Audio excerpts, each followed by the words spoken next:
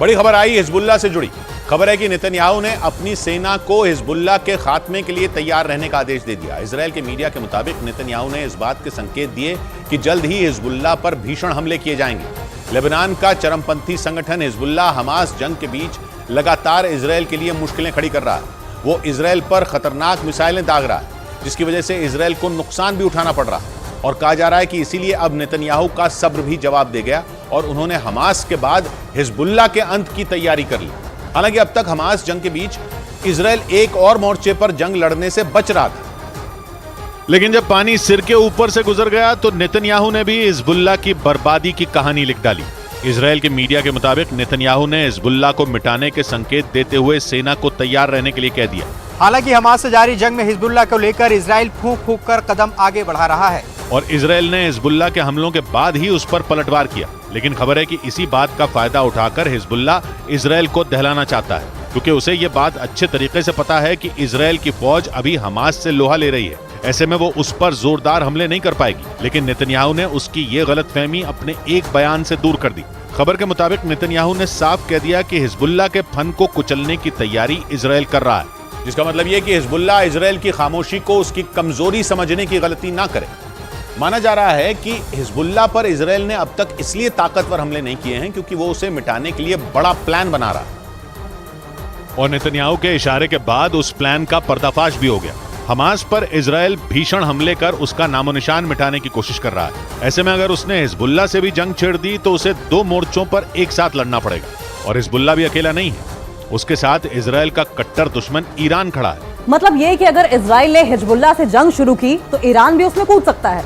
और अगर ऐसा हो गया तो इजरायल को 3 मोर्चों पर लड़ाई लड़नी होगी। माना जा रहा है कि इसीलिए इजरायल खामोशी से हिजबुल्लाह के खिलाफ बड़ी तैयारी में जुटा है, ताकि जब उस पर हमले किए जाएं तो ईरान भी उसे बचा ना पाए और हमेशा हमेशा के लिए हिजबुल्लाह का खात्मा किया जा सके।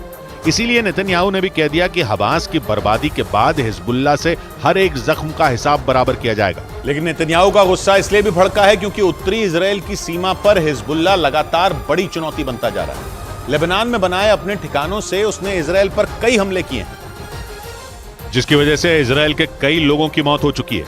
हिजबुल्लाह हर बीतते दिन के साथ इजरायल को जख्म पर जख्म दे रहा है। गाजा में इजरायल के हमले शुरू होने के बाद लेबनान की सीमा से हिजबुल्लाह ने इजरायल पर ताबड़तोड़ रॉकेट और मिसाइलें दागी, जिनकी चपेट में आने से इजरायल के 7 सैनिकों की जान जा चुकी है, जबकि 10 लोग उसके हमलों की चपेट में आने से घायल भी हुए हैं। हालांकि इजरायल ने भी हिजबुल्लाह पर पलटवार किया है,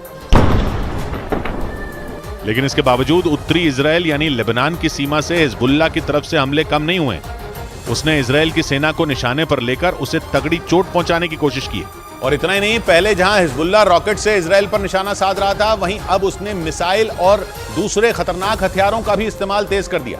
मतलब हिजबुल्लाह ने इजरायल से जंग छेड़ने का पूरा मन बना लिया, क्योंकि उसे यह बात अच्छे तरीके से पता है कि अगर उसने इजरायल पर घातक हथियारों से वार किया तो वो भी चुप नहीं बैठेगा।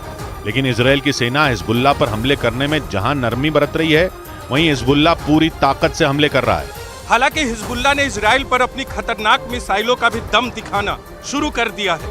इतना ही नहीं, खबर के मुताबिक हिजबुल्लाह इजरायल पर हमले के लिए टोही ड्रोन की मदद ले रहा है और पहले वो इजरायल के सैनिकों की सटीक लोकेशन का पता लगाता है और फिर उन पर मिसाइलें बरसा देता है। कुछ दिनों पहले ही ऐसी खबरें सामने आई थी कि हिजबुल्लाह को रूस ने अपनी खतरनाक मिसाइलें भेजी ताकि ईरान के दुश्मन इजरायल को घुटनों पर लाया जा सके।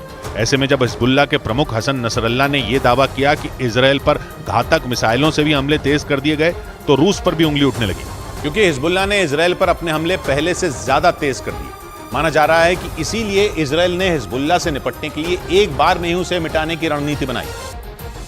क्योंकि अगर हमास से जारी जंग में इजरायल ने हिजबुल्लाह पर हमले किए तो हो सकता है उसको भी नुकसान उठाना पड़े। अभी इजरायल की सेना गाजा में हमास के ठिकानों को ध्वस्त करने में जुटी है। ऐसे में अगर इजरायल ने हिजबुल्लाह पर हमले किए तो वो उसे गंभीर चोट शायद ही पहुंचा पाए। खबर के मुताबिक इसीलिए इजरायल हिजबुल्लाह को एक बार में ही खत्म करने की रणनीति पर काम कर रहा है। मतलब पहले वो हमास का खात्मा करेगा और उसके बाद हिजबुल्लाह पर जोरदार हमले करके उसे बर्बाद कर देगा। हालांकि खबर है कि नेतन्याहू से इशारा मिलने के बाद इजरायल के सैनिकों ने लेबनान में हिजबुल्लाह के ठिकानों पर जोरदार हमले किए और उसके कई ठिकाने ध्वस्त कर दिए। यानी हिजबुल्लाह पर बड़ी चोट से पहले इजरायल ने उसे आगे होने वाली लड़ाई का ट्रेलर दिखा दिया। हालांकि इसके बाद भी इजरायल हिजबुल्लाह के मामले में फूंक फूंक कर कदम रख रहा है। क्योंकि हिजबुल्लाह के पीछे सीधे सीधे ईरान की ताकत मानी जाती है। ईरान के हथियारों के दम पर ही हिजबुल्लाह अमेरिका की सेना तक को चुनौती देने से नहीं रुकता। मतलब यह कि हिजबुल्लाह के साथ जंग सीधे ईरान के साथ जंग की तरह हो सकती है। और हमास के साथ लड़ रहा इजरायल ये बिल्कुल नहीं चाहेगा कि उसे ईरान के साथ युद्ध का मोर्चा खोलना पड़े। हालांकि दोनों के बीच पिछले कई साल से जंग जैसा माहौल ही रहा है। इजरायल अमेरिका का साथ लेकर ईरान को हमेशा धमकाता रहा।